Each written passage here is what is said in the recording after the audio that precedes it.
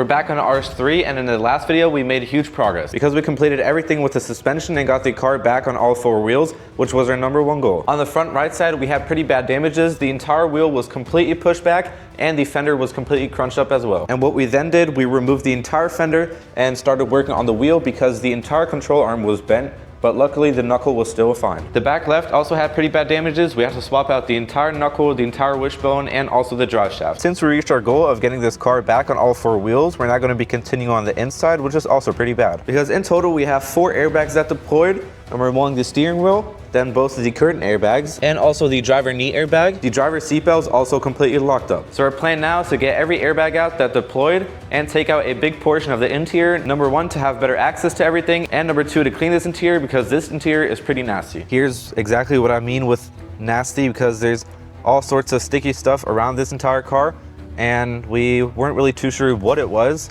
But we found out after we opened the passenger door. Because at the start, we couldn't even open this door because it was completely jammed because the fender was pushed on it, and this door, which took a huge hit, was also pushed onto it, which is why we can't close it now.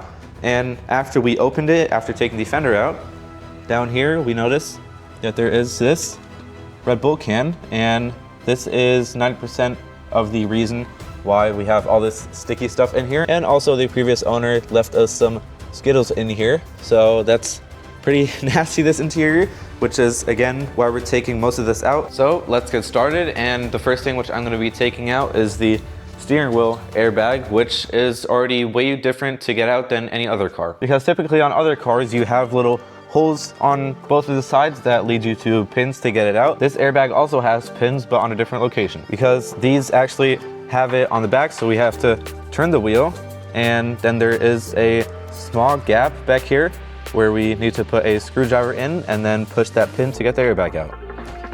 Now we can do the other side, and it's definitely a little bit tricky to get access to it, and I mean that's always kind of the problem with steering wheel airbags, to get that pin and push it aside, but once you have it, it's pretty easy. Now we can disconnect it right here with a security pin, and then there is another one. Now it's completely out, and also in some cases which we haven't had before, because this thing gets really hot, in some cases the cables and connectors do melt, but not in this situation, so that's airbag #1 out. And here exactly you can see how it works. You put your screwdriver through the back, and then here you have your little spring that you push aside, but you do have to press it a little more than you're comfortable with, but you just have to really make sure that you're behind it so that you don't break anything.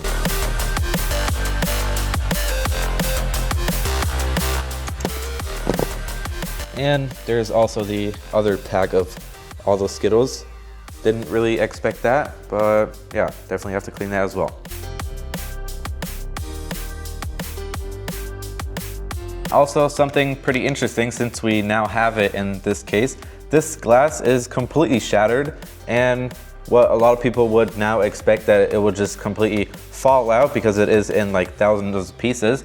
And the reason of that, why it's not falling into 1,000 pieces and just falling out how it should be, is because it is tinted. All windows around the entire car except for the windshield are completely tempered, which means that they're hardened, and the reason for that is so that they're stronger, and #2, so that they crack into 1,000 pieces in case of an emergency. When you crack the window, that it completely falls down so that you in case can get out of the car. And this is also a huge risk when putting window tint, because now the window can't fall into 1,000 pieces and will stay one big piece because it is now laminated with the entire tint, and again stays in one big piece. But the windshield is completely different because it serves a different purpose, because it's there to protect the driver and the other passengers. Because a lot of people probably have this experience that something hit the windshield, but it didn't shatter, it only made a big crack along the entire thing, because it is again only half tempered and won't crack, and it is laminated purposely so that it doesn't crack and stay in one big piece. Because if it would have the same thing like the other windows, if something hits it, it would completely crack, and then the driver wouldn't see anything and cause a big accident. But again, the windshield is completely different than all other windows in the car. And here we can see a big shatter in the windshield down here, and that is because the corner of the hood hit it, and yeah, shattered it completely. But the window barely got anything. It just got a big crack from this side to the other side. Now we can move on to airbag number 2, which is going to be the driver's side knee airbag. And to create a little bit more room down there to work, I'm going to take the driver's seat out, which will also give us better access to the seatbelt right here, because we have to take out these entire trims for the B pillar. So it's just going to give us a lot more room. It has 4 bolts and then 1 big plug.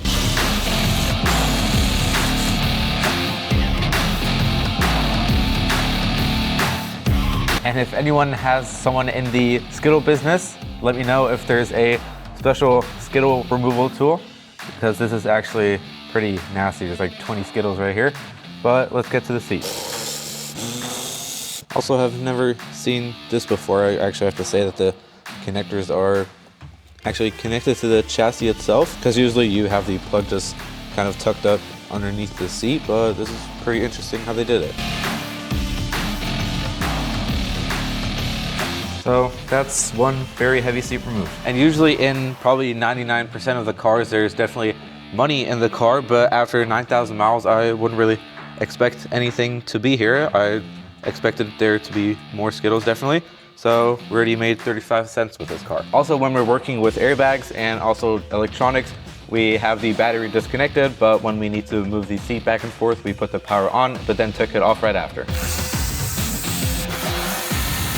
And to get this entire knee airbag out is a little bit more complicated than usual, because there's a couple other components that we have to take out. For example, this little thing right here, and then also this entire trim, which is a little bit more complicated than on our BMWs, because those just have little plastic clips where you take the little cover underneath off, and then you're already there and can take the knee airbag out. So there you also see how different they actually are.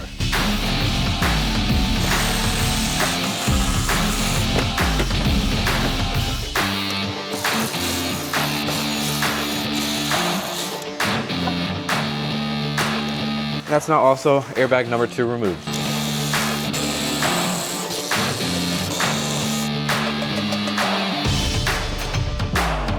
And seat number 2 is also out. The famous dark hole is actually not that deep as it is. It's only up to here, and we also have a fresh pack of gums. Now that both of the seats are out, we have better access to the floor, and we're just gonna take the chance real quick to give the car a little bit of a clean so that we have a better work environment. It'll help out a lot if you could take your time real quick to like, subscribe. You guys have been showing a lot of support recently. It's completely free. You can always change your mind later. Let's continue.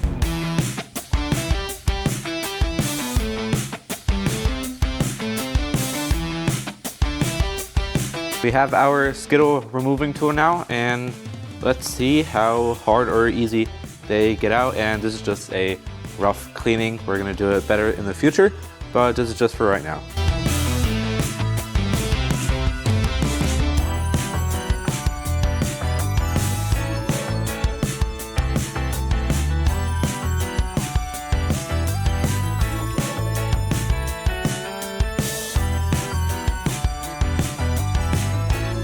There we have it. It's completely clean now and no more Skittles.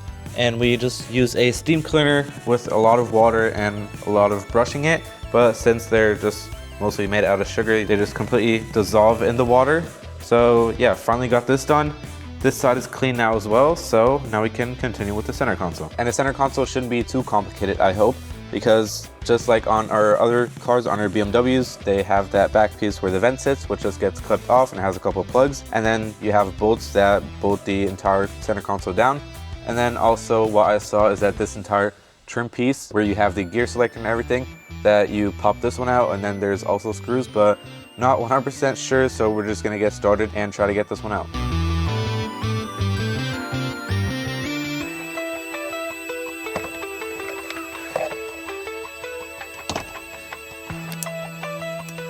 And just like that, we have the back end off, and we did have to take this vent off because there's one big kind of clip up here which goes into the entire frame. So had to slide both of them off, but have it off now, and now have access to these 2 bolts. And here we can also see that when the car is being built, that not everything is perfect, because this bolt down here, it's definitely not supposed to be like that because it's kind of tilted. So not everything is completely perfect. That should be everything loose in the back.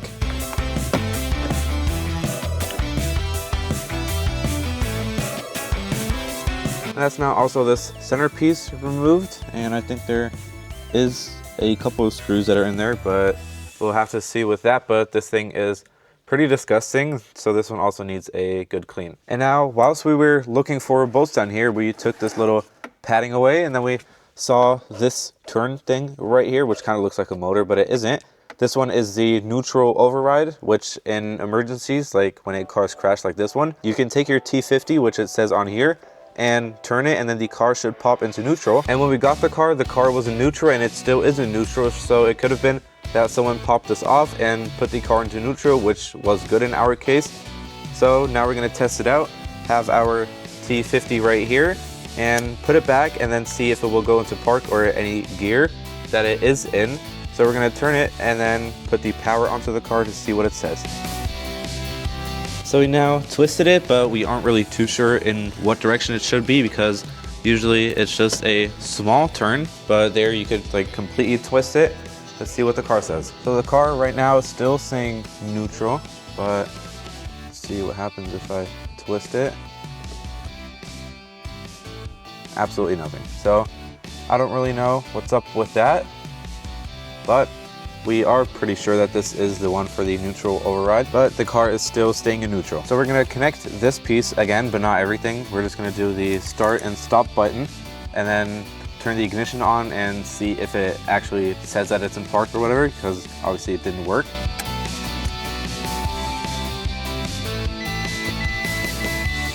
But there's still nothing happening, so absolutely no idea right now why this isn't working.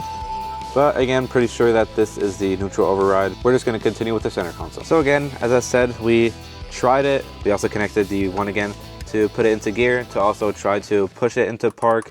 But again, the car says that it needs to be stationary. I don't see why the car thinks that it's not stationary, but we don't need it right now. Was just a little bit curious what it was down there. But as I said, we're just gonna continue with the center console.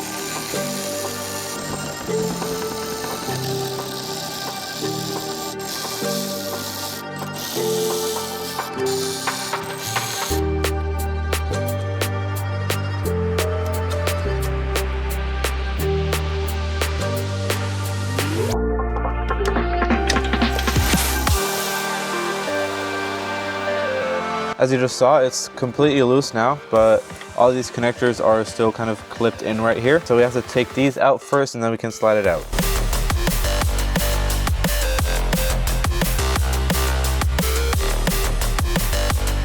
And that's now the center console also removed, but not just the center console, also the skittles inside of it. Definitely needs a good clean as well.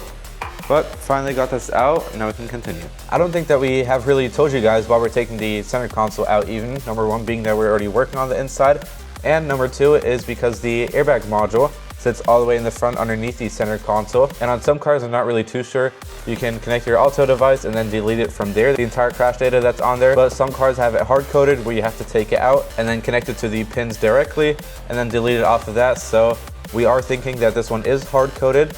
So we do have to take it out and then ship it to a specialist who can reset it. Let me show you. Because right here on the passenger side, all the way up here, here is the connector for it, for the entire crash module. And on the other side, we can see the airbag module itself right here, this black piece, and has 2 or 3 screws and then that one big plug. Right here is super important that you disconnect the battery, because if you take it out and it's still plugged in, the Euro sensor, which kind of senses which way the car is tilting everything, which gives the car the signal on what airbags to deploy with the curtain airbags and stuff like that. If you would take it out with the battery still connected and the plug still in, almost every other airbag would still deploy, at least the curtain airbags, which is not really fun. So we're definitely gonna make sure to disconnect the battery. So now, after a lot of thinking and also working on this car now, we decided that we take the crash module out, the airbag module.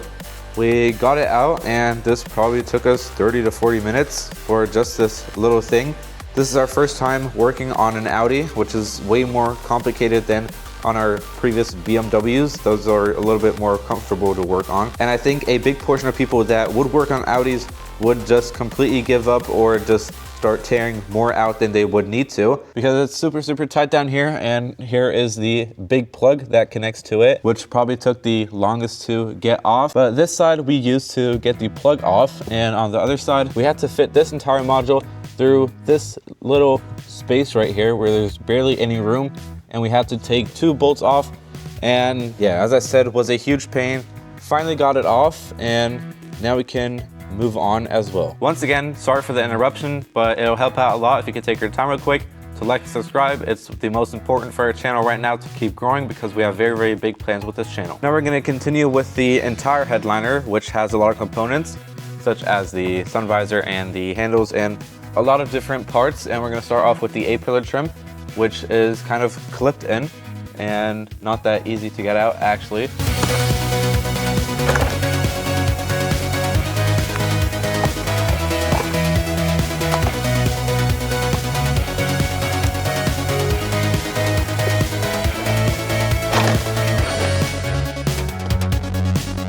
Now we're going to start removing parts that are attached to the headliner, like the sun visor, which everything is kind of just clipped in more or less. We already got the A pillars out and the B pillar on the passenger side, and then after that we're going to do every other pillar as well to get all of those out to just create a little bit more space. So we're going to start off with the sun visors.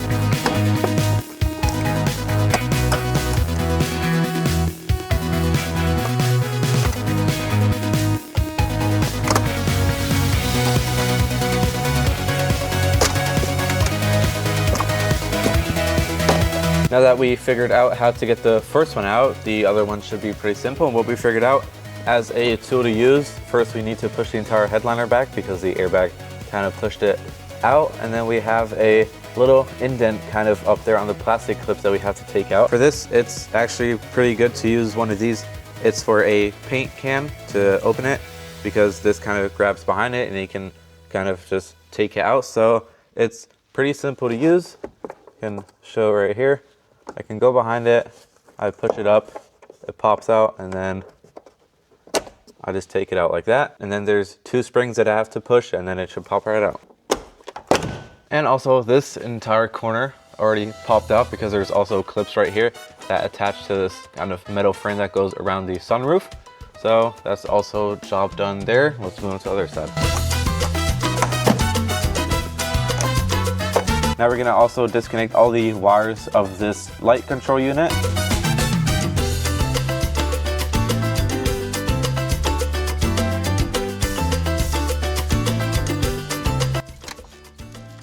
And that's now also the last piece removed. And I think now we should be able to pull out the entire headliner.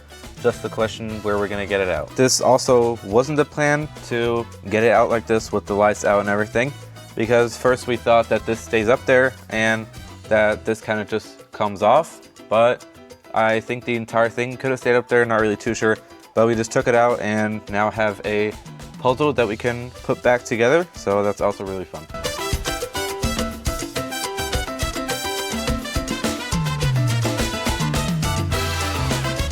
Now let's get this headliner out.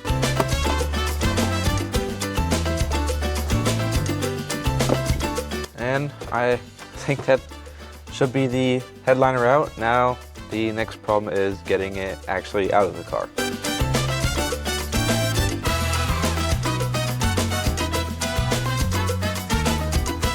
And that right there is one entire headliner completely removed. Didn't think that it would kind of easily, I guess you could say, fit through the door like that, but managed to get it out, and now we have complete free access to the curtain airbags. And as we also saw before on the handles, that the entire headliner got like pushed out because the airbags obviously pushed it out when it popped. They are already cut open to kind of deal with that damage so they won't rip, because there's absolutely no damage here. So this headliner is completely fine and we can reuse it. All right, so what the situation now is, we were going to move on to the curtain airbags, but there are a couple things that are in the way. And first we thought that this C pillar trim back here is just kind of clipped in, which it is, but the rear seatbelt runs through it. And what we also found earlier is that the rear seatbelts are also locked. Because before I was kind of looking around the car and then saw that these were completely tightened up, like you can't even move them at all, and they're completely stuck. And it's not that they're stuck in between the seat and jammed up in there. We can put the seat forward and it is loose right now and nothing will happen because they're completely tight. And this is because the explosive for the seatbelts on the rear seat also exploded. And the rear driver's side is also exactly the same, also completely locked up. There's no plate in it at all, which means that this one's also exploded. And there could have been a passenger back here on both of the seats that they didn't wear their seatbelt, or he maybe had a bag or whatever in the back that they reacted and noticed that there's something in the seat and then pulled these seatbelts completely back. So these are also locked, and we also have to take these out, which we have to do anyways because we want to take off this trim right here and the seatbelt runs through it. So one thing kind of leads to another. Before we get all these airbags out, we need to get the seatbelts out.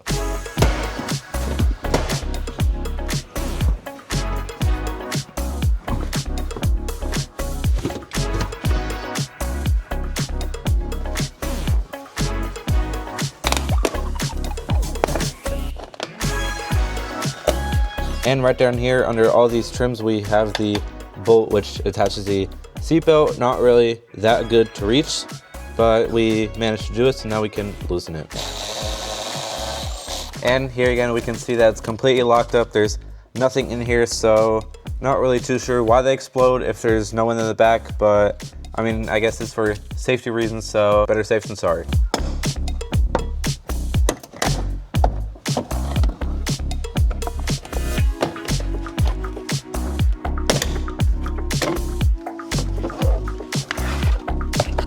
Now we also sadly have to do the same procedure on the other side. It's not the nicest part to get out, but we still have to do it. Same thing here, also completely locked up.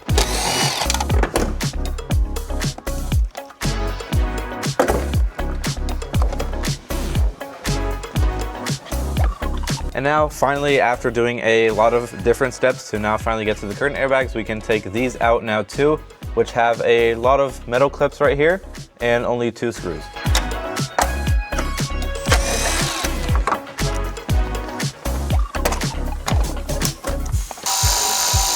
Curtain airbag 1 is out.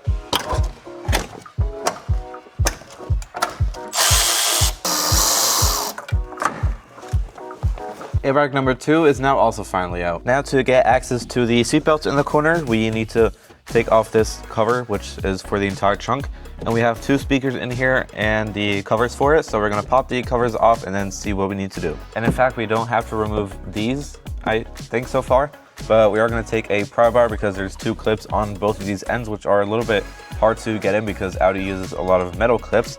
So we are using the pry bar. We're gonna put it in between here. We put tape on just in case so that we don't poke through it or whatever. So I'm gonna slide it inside and then it's out. Same thing here. And then it's already loose and should slide out. Then we remove this padding, which just kind of lays around here. So now we have great news, and that is that we now have access to the seatbelt, but we still can't get it out because we still have to take one of the trims of the trunk. We're not going to take it out completely. We're just going to take out a couple of clips and then bend it around because the seatbelt is bolted up from below. So that's why we have to take it around so that we have access to it.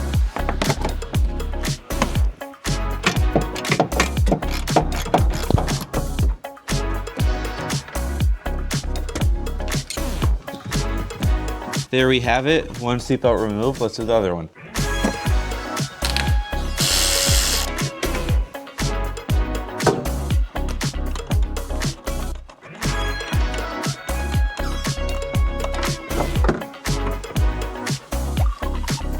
And that's now also seatbelt number 2 out that we can also send out. But we still have this one, which also is locked. So this is what we're gonna do next. We already took so much out of the entire car that it's kind of starting to look worse than it was before. But we definitely came a long way, and this is the last piece that we now have to do. And with a flood damage car that we also had previously, which was our first car on the channel, it's kind of the similar steps that you have to take after this. The last thing that you would kind of do is take out the entire carpet to clean it and see if there's anything underneath. And the damage on a car, on a flood damage, if it's about this height, isn't actually that bad because every control unit and motors and connectors kind of sit above that, besides stuff in the front. But with that being said, let's try to get the seat put out.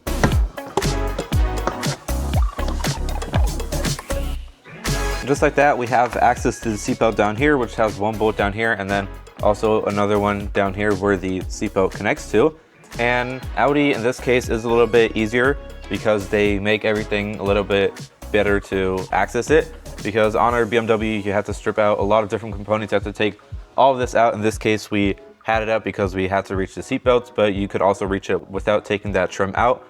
And what Audi also does, as I said before, they use a lot of metal clips. And on our BMWs, everything was just straight plastic clips, and every time you take them out, you would kind of run into the risk of breaking them, which happened most of the time, so that's kind of sad. But in this case, it's better, so let's get this one out.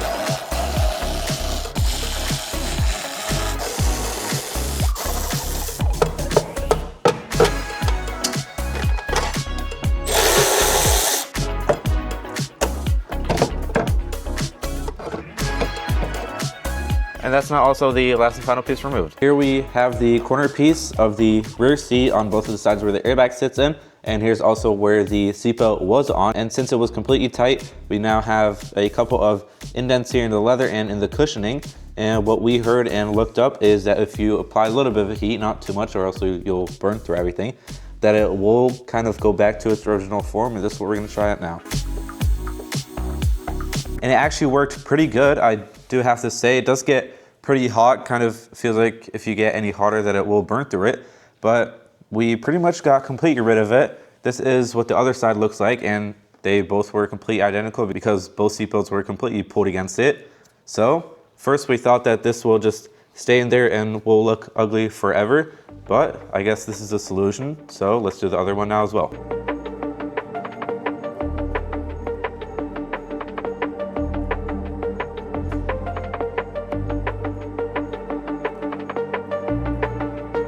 And that's now one problem out of the way. These look completely brand new again. And let me show you guys a quick little montage of what the interior looks like right now.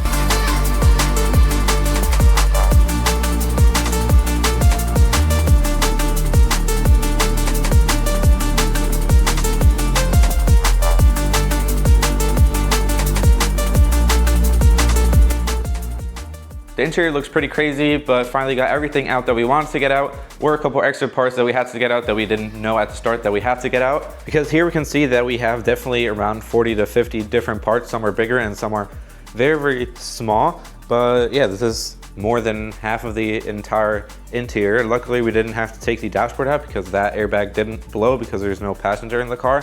But again, a lot of components that we have to take out, and doing all this is definitely not easy because you have to remember where everything goes and in what order. But what kind of makes it easier is that there are barely any screws holding this entire thing in. There's just a lot of metal clips, which is a lot easier than having hundreds of screws just laying around. But managed to get everything out and also sent off the airbags so that those can get reset. Same with the airbag module, so that can also be reset. And then after that, we can already start putting all the parts together. I hope you guys enjoyed it. Make sure to like, subscribe, and turn on the post notification. Drive safe and stay tuned.